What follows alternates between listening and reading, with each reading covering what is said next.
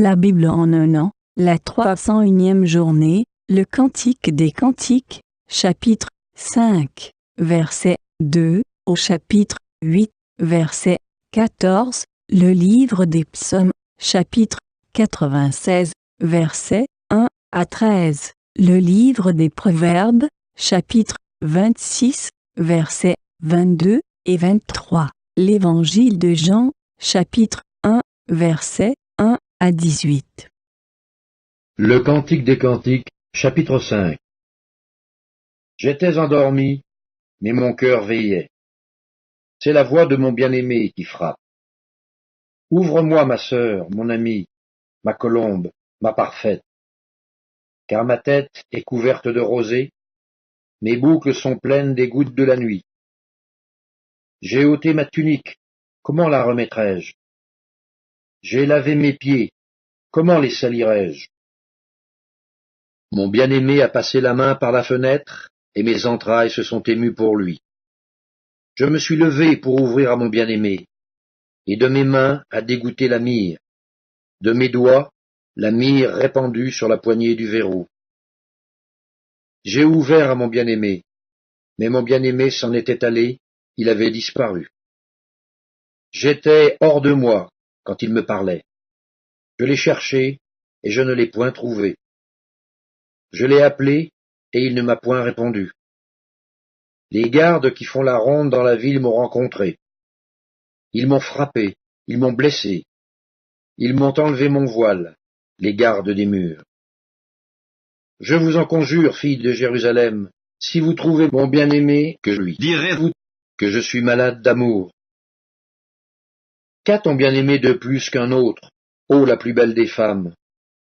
Qu'a ton bien-aimé de plus qu'un autre, pour que tu nous conjures ainsi? Mon bien-aimé est blanc et vermeil, il se distingue entre 10 000. Sa tête est de l'or pur, ses boucles sont flottantes, noires comme le corbeau. Ses yeux sont comme des colombes au bord des ruisseaux, se baignant dans le lait, reposant au sein de l'abondance. Ses joues sont comme un parterre d'aromates, une couche de plantes odorantes. Ses lèvres sont des lys, d'où découle la myrrhe. Ses mains sont des anneaux d'or, garnis de chrysolite. Son corps est de l'ivoire poli, couvert de saphir. Ses jambes sont des colonnes de marbre blanc, posées sur des bases d'or pur. Son aspect est comme le Liban, distingué comme les cèdres. Son palais n'est que douceur, et toute sa personne est pleine de charme. Tel est mon bien-aimé, tel est mon ami, fille de Jérusalem. Le Cantique des Cantiques, chapitre 6. Où est allé ton bien-aimé, ô la plus belle des femmes? De quel côté ton bien-aimé s'est-il dirigé? Nous le chercherons avec toi. Mon bien-aimé est descendu à son jardin, au parterre d'aromates, pour faire paître son troupeau dans les jardins, et pour cueillir des lys. Je suis à mon bien-aimé, et mon bien-aimé est à moi. Il fait paître son troupeau parmi les lys.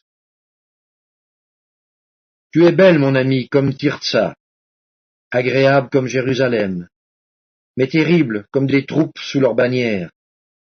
Détourne de moi tes yeux, car ils me troublent. Tes cheveux sont comme un troupeau de chèvres, suspendus aux flancs de Galaad. Tes dents sont comme un troupeau de brebis, qui remontent de l'abreuvoir. Toutes portent des jumeaux, aucune d'elles n'est stérile.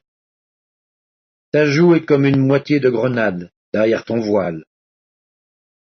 Il y a 60 reines, 80 concubines, et des jeunes filles sans nombre. Une seule est ma colombe, ma parfaite. Elle est l'unique de sa mère, la préférée de celle qui lui donna le jour. Les jeunes filles la voient et la disent heureuse. Les reines et les concubines aussi, et elles la louent. Qui est celle qui apparaît comme l'aurore, belle comme la lune, pure comme le soleil, mais terrible comme des troupes sous leur bannière? Je suis descendu au jardin des noyers pour voir la verdure de la vallée, pour voir si la vigne pousse, si les grenadiers fleurissent. Je ne sais, mais mon désir m'a rendu semblable aux chars de mon noble peuple. Le Cantique des Cantiques, chapitre 7. Reviens, reviens, Sulamite. Reviens, reviens, afin que nous te regardions. Qu'avez-vous à regarder la Sulamite comme une danse de deux cœurs? Que tes pieds sont beaux dans ta chaussure, fille de prince. Les contours de ta hanche sont comme des colliers, œuvre des mains d'un artiste. Ton sein est une coupe arrondie, où le vin parfumé ne manque pas. Ton corps est un tas de froment entouré de lys. Tes deux seins sont comme deux fans, comme les jumeaux d'une gazelle. Ton cou est comme une tour d'ivoire. Tes yeux sont comme les étangs de Hesbon, près de la porte de Bat Rabim. Ton nez est comme la tour du Liban, qui regarde du côté de Damas. Ta tête est élevée comme le Carmel, et les cheveux de ta tête sont comme la pourpre. Un roi est enchaîné par des boucles. Que tu es belle, que tu es agréable, ô mon amour, au milieu des délices. Ta taille ressemble au palmier, et tes seins à des grappes. Je me dis, je monterai sur le palmier, j'en saisirai les rameaux. Que tes seins soient comme les grappes de la vigne, le parfum de ton souffle comme celui des pommes, et ta bouche comme un vin excellent qui coule aisément pour mon bien-aimé, et glisse sur les lèvres de ceux qui s'endorment. Je suis à mon bien-aimé, et ses désirs se portent vers moi. Viens, mon bien-aimé, sortons dans les champs, demeurons dans les villages. Dès le matin, nous irons aux vignes, nous verrons si la vigne pousse, si la fleur s'ouvre, si les grenadiers fleurissent. Là, je te donnerai mon amour. Les mandragores répandent leur parfum, et nous avons à nos portes tous les meilleurs fruits, nouveaux et anciens. Mon bien-aimé, je les ai gardés pour toi. Le Cantique des Cantiques, chapitre 8. Oh, que n'es-tu mon frère, allaité des mamelles de ma mère. Je te rencontrerai dehors, je t'embrasserai, et l'on ne me mépriserait pas. Je veux te conduire, t'amener à la maison de ma mère. Tu me donneras tes instructions, et je te ferai boire du vin parfumé, du mou de mes grenades. Que sa main gauche soit sous ma tête, et que sa droite m'embrasse. Je vous en conjure, filles de Jérusalem, ne réveillez pas l'amour avant qu'elle le veuille. Qui est celle qui monte du désert, appuyée sur mon bien-aimé? Je t'ai réveillé sous le pommier. Là, ta mère t'a enfanté. C'est là qu'elle t'a enfanté, qu'elle t'a donné le jour. Mets-toi comme un sceau sur ton cœur, comme un sceau sur ton bras. Car l'amour est fort comme la mort, la jalousie est inflexible comme le séjour des morts. Ses ardeurs sont des ardeurs de feu, une flamme de l'Éternel. Les grandes eaux ne peuvent éteindre l'amour, et les fleuves ne le submergeraient pas. Quand un homme offrirait tous les biens de sa maison contre l'amour, il ne s'attirerait que le mépris. Nous avons une petite sœur, qui n'a point encore de mamelle. Que ferons-nous de notre sœur, le jour où on la recherchera? Si elle est un mur, nous bâtirons sur elle des créneaux d'argent.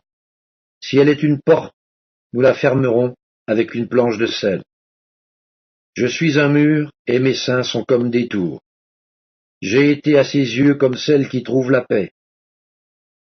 Salomon avait une vigne à Baal-Hamon. Il remit la vigne à des gardiens. Chacun t'apportait pour son fruit 1000 cycles d'argent. Ma vigne, qui est à moi, je la garde. À toi, Salomon, les 1000 cycles, et 200 à ceux qui gardent le fruit. Habitante des jardins, des amis prêtent l'oreille à ta voix. Daigne me la faire entendre. Fuis, mon bien-aimé, sois semblable à la gazelle ou au faon des biches sur les montagnes des aromates. Psaume 96. Chantez à l'Éternel un cantique nouveau, chantez à l'Éternel, vous tous, habitants de la terre. Chantez à l'Éternel, bénissez son nom, annoncez de jour en jour son salut. Racontez parmi les nations sa gloire, parmi tous les peuples ses merveilles, car l'Éternel est grand et très digne de louange, Il est redoutable par-dessus tous les dieux, car tous les dieux des peuples sont des idoles, et l'Éternel a fait les cieux. La splendeur et la magnificence sont devant sa face, la gloire et la majesté sont dans son sanctuaire. Famille des peuples, rendez à l'Éternel gloire et honneur, rendez à l'Éternel gloire pour son nom. Apportez des offrandes et entrez dans ses parvis. Prosternez-vous devant l'Éternel avec des ornements sacrés, tremblez devant lui, vous tous habitants de la terre. Dites parmi les nations, l'Éternel règne. Aussi le monde est ferme, il ne chancelle pas, l'Éternel juge les peuples avec droiture. Que les cieux se réjouissent et que la terre soit dans l'allégresse, que la mer retentisse avec tout ce qu'elle contient, que la campagne s'égaie avec tout ce qu'elle renferme, que tous les arbres des forêts poussent des cris de joie devant l'Éternel, car il vient pour juger la terre, il jugera le monde avec justice, et les peuples selon sa fidélité. Livre des Proverbes, chapitre 26. Les paroles du rapporteur sont comme des friandises, elles descendent jusqu'au fond des entrailles. Comme des scories d'argent appliquées sur un vase de terre, ainsi sont des lèvres brûlantes et un cœur mauvais. Évangile de Jean, chapitre 1. Au commencement était la parole, et la parole était avec Dieu, et la parole était Dieu. Elle était au commencement avec Dieu. Toutes choses ont été faites par elle, et rien de ce qui a été fait n'a été fait sans elle. En elle était la vie, et la vie était la lumière des hommes. La lumière luit dans les ténèbres, et les ténèbres ne l'ont point reçue. Il y eut un homme envoyé de Dieu, son nom était Jean. Il vint pour servir de témoin, pour rendre témoignage à la lumière, afin que tous crussent par lui. Il n'était pas la lumière, mais il parut pour rendre témoignage à la lumière. Cette lumière était la véritable lumière, qui, en venant dans le monde, éclaire tout homme. Elle était dans le monde, et le monde a été fait par elle, et le monde ne l'a point connue. Elle est venue chez les siens, et les siens ne l'ont point reçue. Mais à tous ceux qui l'ont reçue, à ceux qui croient en son nom, elle a donné le pouvoir de devenir enfants de Dieu, lesquels sont nés, non du sang, ni de la volonté de la chair, ni de la volonté de l'homme, mais de Dieu. Et la parole a été faite chair, et elle a habité parmi nous, pleine de grâce et de vérité. Et nous avons contemplé sa gloire, une gloire comme la gloire du Fils unique venu du Père. Jean lui a rendu témoignage, et s'est écrié, « C'est celui dont j'ai dit, celui qui vient après moi m'a précédé, car il était avant moi. » Et nous avons tous reçu de sa plénitude, et grâce pour grâce. Car la loi a été donnée par Moïse, la grâce et la vérité sont venues par Jésus-Christ. Personne n'a jamais vu Dieu. Le Fils unique, qui est dans le sein du Père, est celui qui l'a fait connaître.